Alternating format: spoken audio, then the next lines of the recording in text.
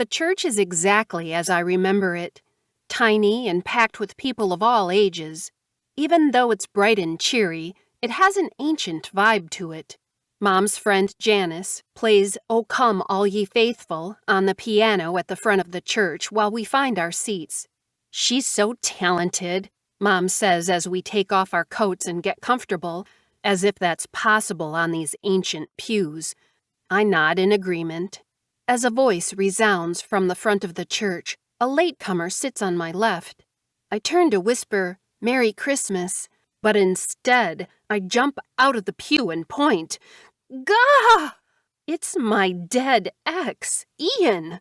I gasp for breath and press my hand to my heart.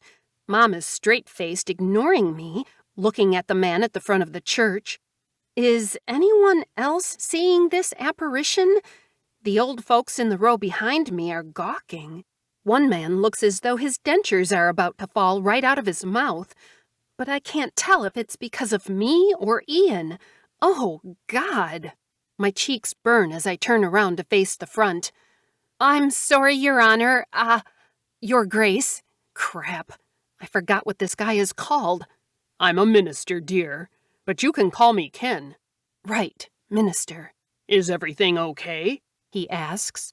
Guess there's no sense explaining that my own personal version of the ghost of Christmas past is sitting to my left. So I take a breath and sit back down on the cold, hard pew.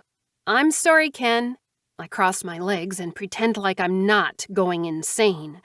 I shift a little to get comfortable, as if anyone's ever comfortable on these damn wooden benches, and my hip bumps Ian. What the? If he's a ghost, he shouldn't feel that solid, should he? To test my theory, I haul off and karate chop him right in the solar plexus. He hollers and doubles over in his seat. I leap up again. Yikes! This is not how I saw this going. My arm should have gone right through him. Shouldn't it? Come to think of it, how is he taking up space on the pew if he's a ghost? I look around nervously. You're supposed to be dead. What is wrong with you? My mother hisses from beside me, oblivious to the fact that Ian's sitting next to me. Sit down. She gives me the evil eye only she can dish out. "Dead? I'm not dead, but I'm guessing you'd like that based on that karate chop." Ian looks up at me, still hunched over. His face is red and he looks like he's going to be sick. "Lexi!" It's my mother again. "Sit down." Everyone is staring. Of course she would care more about everyone staring at me than the fact that she told me Ian died. Well, the last few years as a publicist in L.A. have made me immune to stares. I grab my coat off the pew, then calmly reach under it for my purse. My mother or Ian? Which one do I cut in front of to get out of here? Ugh, if only teleporting were an option.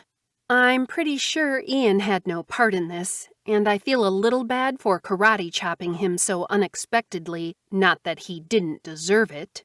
"Excuse me," I say to Ian without making eye contact. My mother whispers my name behind me as I make my way to the side of the church, then hurry to the back and out the door. I stand on the snow-covered sidewalk in front of the parking lot next to the church. Ian's alive.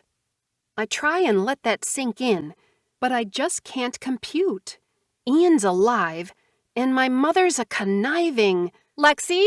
Lexi Blair, is that you?" I spin around to where a woman's voice echoes, and I see a couple strolling toward me on the sidewalk. It's Christina Jones and Mike Larson, a couple I graduated high school with. Ian and I used to party with them all the time. "Hi, guys." I give them each a hug and we all exchange a "Merry Christmas." I turn to Mike. "Your parents' house looks amazing."